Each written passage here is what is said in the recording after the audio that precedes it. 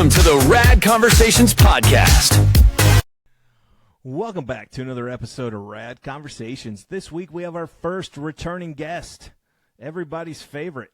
Rudy is back, and he's going to tell us about the time he was in the U.S. military and he had a meeting with aliens. And he's going to tell us what information the aliens gave the U.S. government. All that and more coming up on this episode of Rad Conversations. And remember, if you enjoy the show, please like, comment, and share. All right, let's hear from Rudy and how his meeting with the aliens went.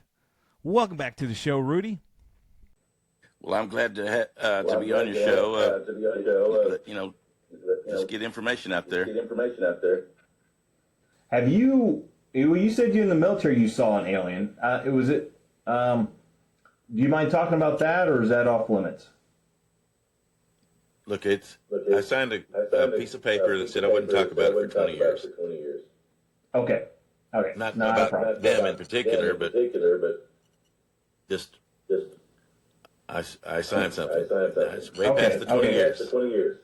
No, so I have had a distant family member walking on the Riverwalk down in San Antonio, and they passed a human.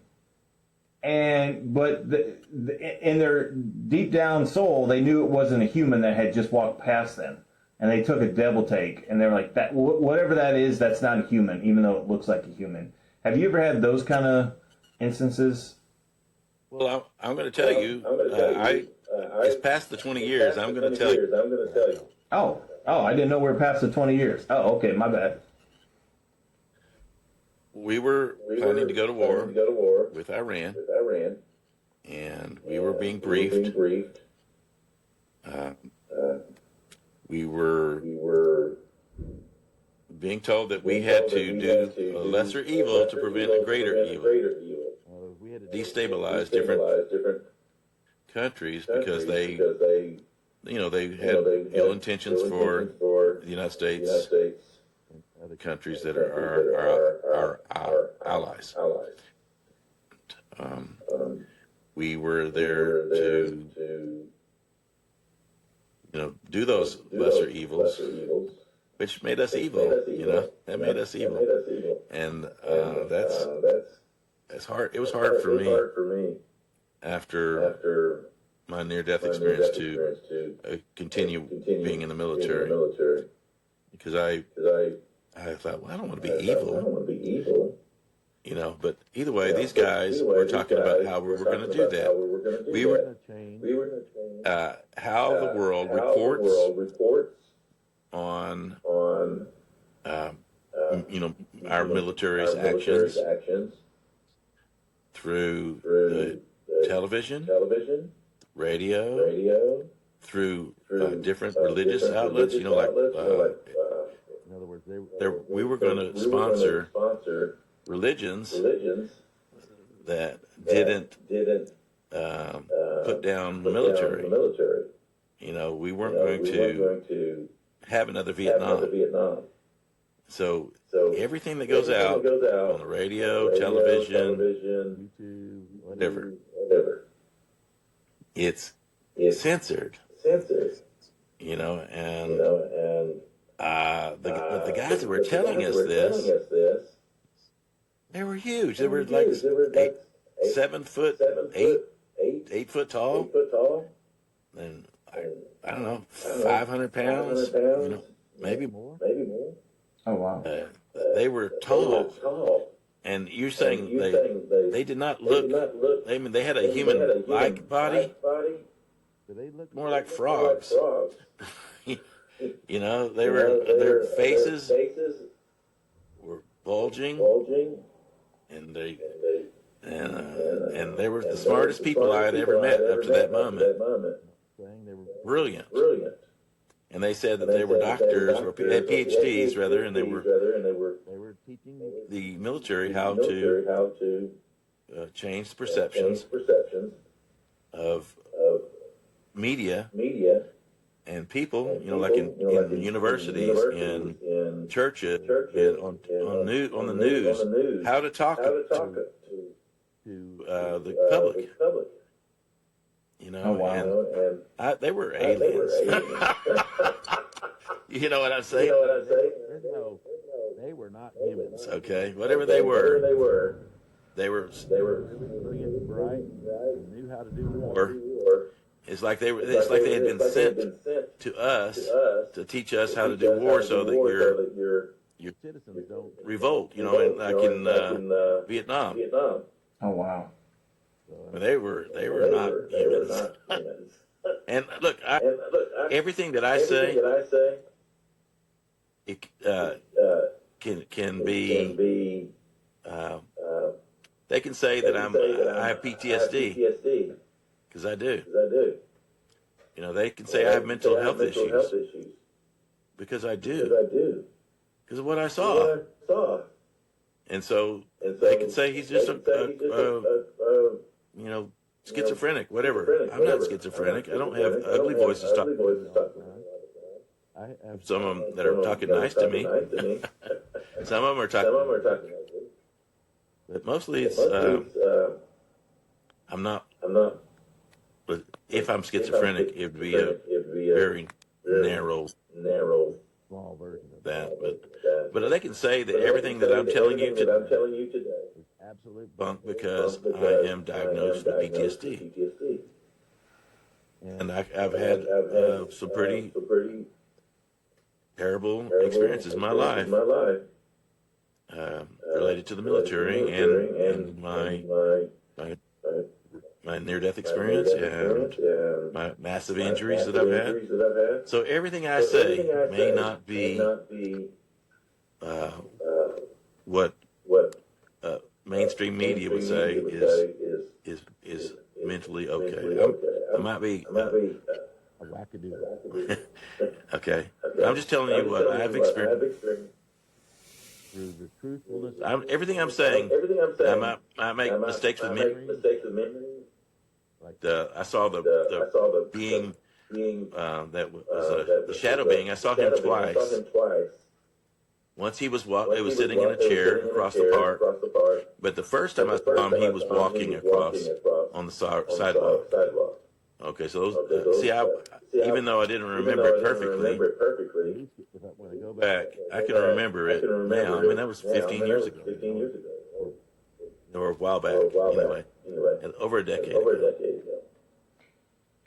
And Rudy, when you're back, I'm going to go back to the people telling you how to in the military. When you got debriefed by the frog-like people, did you get a heads up, like, hey, just so you know, what you're about to witness is going to be a little outside the norm? Did you get a heads up there? And then after you got debriefed by these creatures, did you and some coworkers kind of go, what was that? Or did nobody speak about any of it before or after?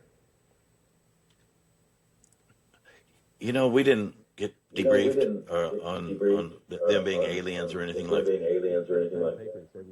About it for 20 years. You know what I mean? So, I don't know where those people are that were in that same meeting with me. I don't know. We have never had any interaction after that meeting. I was shortly thereafter. They broke my neck. Whoever it was, and I died in a car in a cornfield outside of Toledo, Ohio, about 40, 50 miles. And this is before your near-death experience.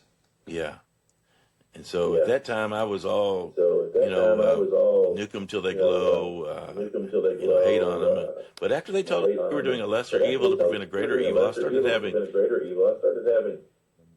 felt, I don't want to be evil. And so I think they might have believed they needed to manipulate me in a big way. So they dragged me to Spaceship Heaven, wherever that is, or whatever it is. It's like a processing facility. I don't know if I want to go back there. I'm not sure. I think I would like to try to see over the fence, but I'd like to go to somewhere where people treat each other better. You know? I'm with you with that, Rudy. Do you think this is a matrix at all? I mean, and I agree with you. You know, you said we're light beings, and I believe with that. Do you believe that everything is light, and it's our perception that we can't walk through that wall because we're told we can't walk through the wall or anything like that? Do you think this whole setup is all one, light, and we kind of put ourselves in this prison? Absolutely. I believe we're here for our own free will. But it's kind of like after you agree to something, you didn't know the rules. You know, you're agreeing to, whenever we say that we want to come here, you don't know how hard it's going to be. So we pick hard lives. You know, if I could do it different, I would pick a more gentle, with less severe pain, suffering. And I would want a world where there's less pain and suffering. But yeah, it's I don't know. Calling it a matrix is probably a pretty accurate. I mean, it's not. Can I walk through that wall? I mean, I flew through the walls, you know, in my. But can I physically go through it? I don't know. Good point. Yeah. Well, Rudy, I really appreciate you coming on the podcast. I mean, Rudy, I could listen to you for hours and hours and hours, and I appreciate every time you come on and share your experience with everybody. It's fascinating the life you've led, and I'm sure the life you're going to lead. But I just really appreciate you coming on and sharing all your experiences with all of us and being brutally honest with all your stories and everything else you're sharing with us. So thank you so much, Rudy, for coming on. And hopefully we'll have you on again very soon, Rudy, because you're the only person I really want to talk to right now because you got a lot of good ones. So thank you for coming on, Rudy. I appreciate you. Look, I appreciate what you're trying to do. And here's the nice thing about it. It literally is recorded and forever. Okay, so I want you to perceive that in the way that you approach it whenever you're doing these things. That it might not just be important to human beings; it might be important to whoever the string pullers are. You know, whoever it is beyond this world. Try to give us a break down here. Well, we're living in this fire. The string pullers, they don't feel our pain. You know, cut us a break. Make this world a better place. Make it peaceful. Amen to that. We all just get along. You know. Thanks for watching the show today, folks. And if you enjoyed it, please like, comment, and share. And like always, stay rad.